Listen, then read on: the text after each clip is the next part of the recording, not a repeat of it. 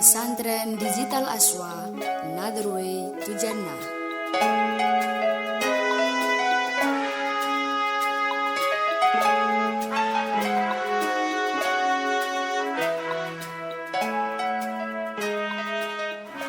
Assalamualaikum warahmatullahi wabarakatuh. Santri digital yang berbahagia, pembahasan kita pada pertemuan kemarin adalah membahas tentang apa itu sholat dan bagi siapa sholat diwajibkan. Pembahasan kita kali ini akan menjelaskan tentang syarat-syarat sholat. Maka mari bersama-sama kita mulai. Ila hadratin Nabi Mustafa Muhammadin sallallahu alaihi wasallam wa ila hadrati jami'il musannifin wal mu'allifin wa khususan mu'assanif hadal kitab Syekh Zainuddin bin Abdul Aziz bin Zainuddin Al-Malibari wa ila hadrati jami'i syekhina wa jami'i ustadina wa ila hadrati Simbah Kiai Hudori, Simbah Kiai Haji Abdurrahman Hudori, Simbah Kiai Haji Ahmad Muhammad Hudori. Syai'unillahi lahumul fatihah. A'udzu billahi minasyaitonir rajim. Bismillahirrahmanirrahim. Alhamdulillahi rabbil alamin. Arrahmanir rahim. Maliki yaumiddin. Iyyaka na'budu wa iyyaka nasta'in. Ihdinas siratal mustaqim. Siratal ladzina an'amta 'alaihim ghairil maghdubi 'alaihim waladdallin. Amin. Bismillahirrahmanirrahim. Faslun utawi iki iku ana fasal suwiji. Syurutus sholati utawi pira-pira syarate salat iku khamsatun 5. Ahaduha utawi salah suwijine khamsah iku taharatun suci an hadasin saking hadas wa janabatin lan janabat. Fal ula mongko utawi kang pertama iku al wudu wa syurutuhu utawi pira-pira syarate wudu kal ghusli kaya atus iku maun banyu mutlakun kang mutlak wairu mustakmalin kang durung den gunakake fi raf'i hadasin ing dalem ngilangi hadas wa najasin lan ing dalem ngilangi najis qalilan hali kidik wa mutaghayyirin lan dudu banyu kang owah kasiron kelawan akeh biholitin sebab barang kang nyampuri tohirin kang suci goniyin kang semugih anhu saking kholid au binajasin utawa sebab najis walau kana senajan ono apa mak iku kasiron akeh. Faslun fi syurutis sholati. Fasal menjelaskan tentang syarat-syaratnya sholat. Syarat adalah suatu hal yang menjadikan sahnya sholat, namun bukan bagian dari sholat. Kalau yang bagian dari sholat itu namanya rukun. Syurutus sholati khamsatun. Ahaduha toharatun an hadasin wa janabatin. Syarat-syaratnya sholat ada 5. Yang pertama adalah suci dari hadas dan janabat. Fal ula al wudu'u. Untuk yang pertama, yakni bersuci dari hadas adalah dengan cara berwudu.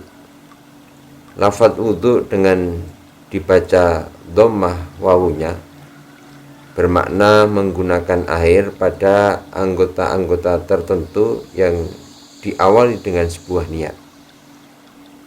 Dan ketika dibaca wadu dengan dibaca fathah wawunya, maka bermakna sesuatu yang digunakan untuk berwudu. Wa syurutuhu ma'un mutlakun. ghairu musta'malin fi raf'i hadasin wa najasin qalilan wa mutaghayyirin kasiron bi khalitin tahirin ghaniyin anhu.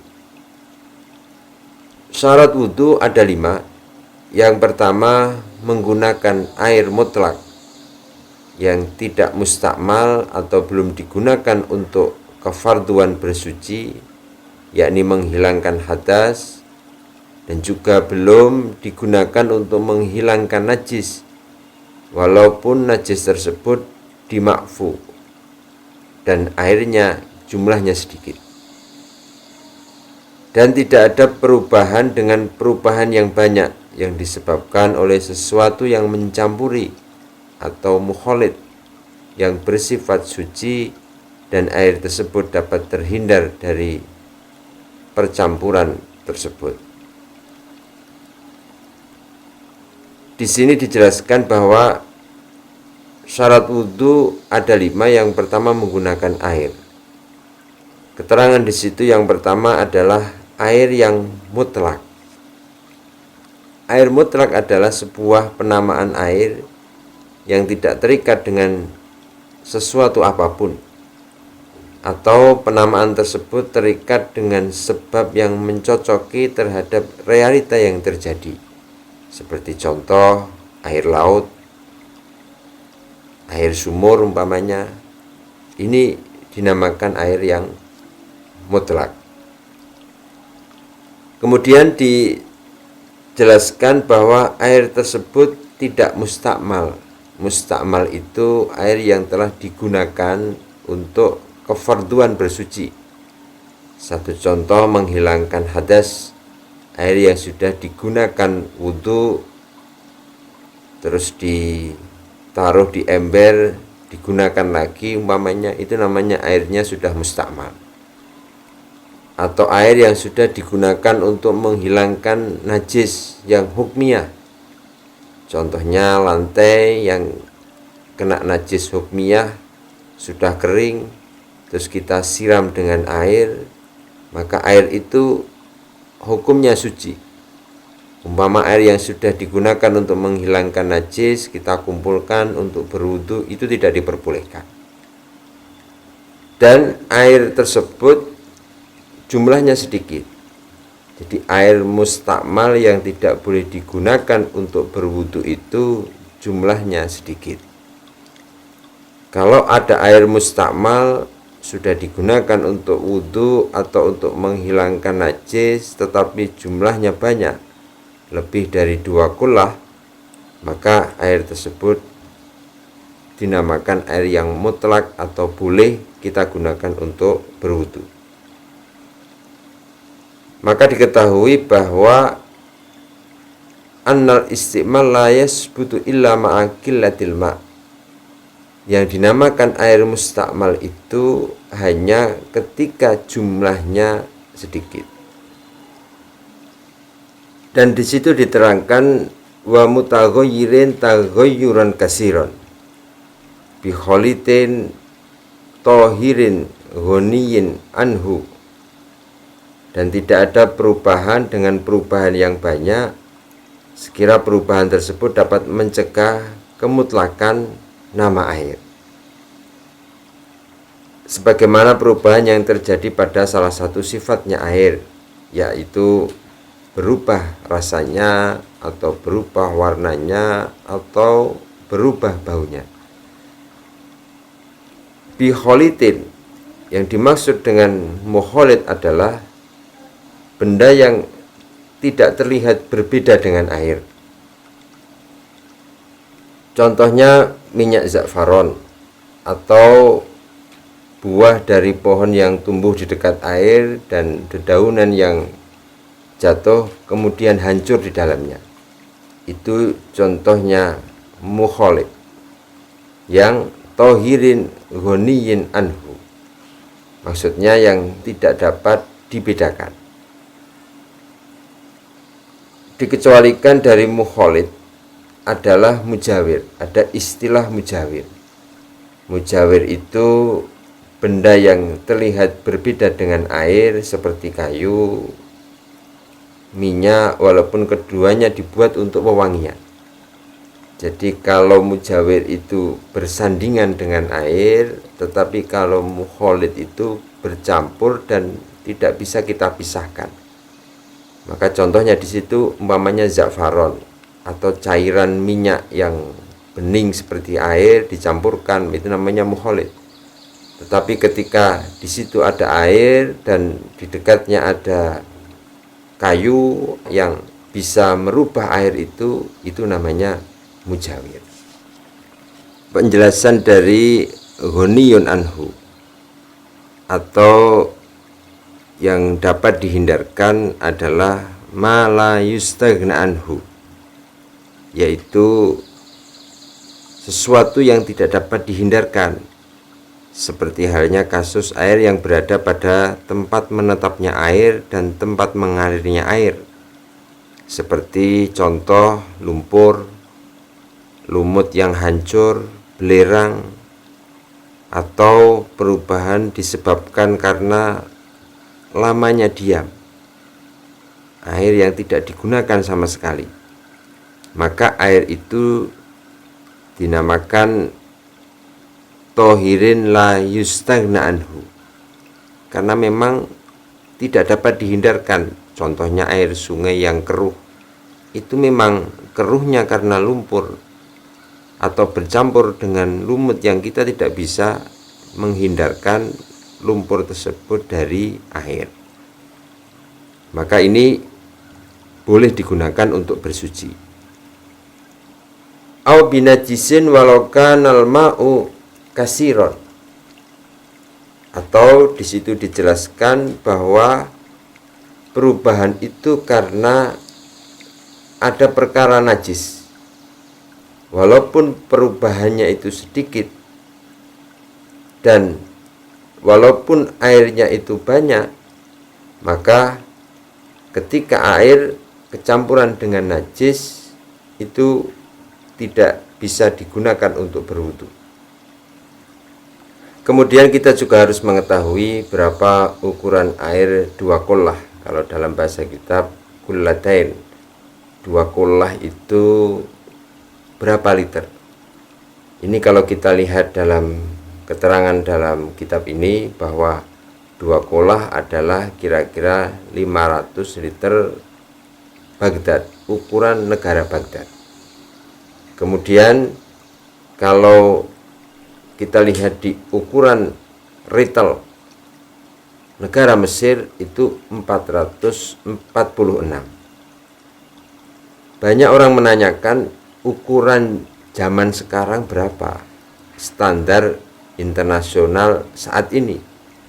Maka para ulama kontemporer kemudian mencoba mengukurnya dengan besaran zaman sekarang, dan diketahui bahwa ukuran untuk 2 qullah saat ini adalah 270 liter. Ini seperti yang dijelaskan oleh Dr. Wahbah Zuhaili dalam kitab Fiqhul Islami wa Adillatuh. Dalam hal ini, maka kita harus mengetahui bahwa ketika airnya itu sedikit dan kemasukan najis, itu akan menjadi najis semua. Maka dalam kitab Fathul Mu'in dijelaskan ada cara supaya kita bisa memanfaatkan air yang sedikit untuk menghilangkan najis, yaitu dengan cara airnya dikucurkan kepada perkara yang najis atau wurudul ma. Jadi air yang jumlahnya sedikit, yakni air yang kurang dari 2 qullah, dapat menjadi najis bila air itu tidak dialirkan, karena ada najis yang masuk pada air yang sedikit. Ini contohnya umpamanya kita mencuci pakaian. Pakaian kita kalau kena najis, terus kita masukkan ke dalam air yang ada di ember seumpama, maka air 1 ember itu menjadi najis semua. Maka caranya pakaian itu disiram air dulu, setelah najisnya hilang baru dimasukkan ke dalam air yang berada dalam ember. Ini cara kita bisa menggunakan air yang sedikit untuk menghilangkan najis. Ini sama halnya ketika ada air yang sedikit lalu kejatuhan bangkai seumpamanya. Maka kita harus melihat bangkainya bangkai apa dulu. Kalau bangkainya itu bangkai yang tidak mempunyai darah yang mengalir ketika kita robek tubuhnya seperti cecak umpamanya, kalau tidak merubah sifat air, maka air yang kemasukan bangkai tersebut masih dalam keadaan suci. Tetapi kalau berubah airnya kemasukan cecak atau berubah karena kemasukan bangkai yang bisa mengalir darahnya, maka air tersebut menjadi najis. Ini keterangan tentang air yang mutlak. Jadi air mutlak itu adalah air yang tidak ada qoyid. Contohnya air yang tidak ada qoyid itu air laut umpamanya. Walaupun di situ ada istilah laut, tapi qoyid yang ada di situ adalah qoyid yang mencocoki terhadap kondisi air laut, air sumur, air ember. Berbeda dengan air yang tidak mutlak seperti air teh, air kelapa, itu namanya bukan air yang mutlak. Mungkin itu pertemuan kita kali ini, semoga ada manfaat bagi kita semuanya. Maka mari kita bersama-sama berdoa semoga apa yang kita fahami dapat kita amalkan bersama. Allahumma inni istauda'tuka ma qara'tuhu wa ma fahimtuhu wa ma hafidtuhu fardudhu ilayya inda hajati ilaihi. Terima kasih. Wassalamualaikum warahmatullahi wabarakatuh. Pesantren Digital Aswa, Another Way to Jannah.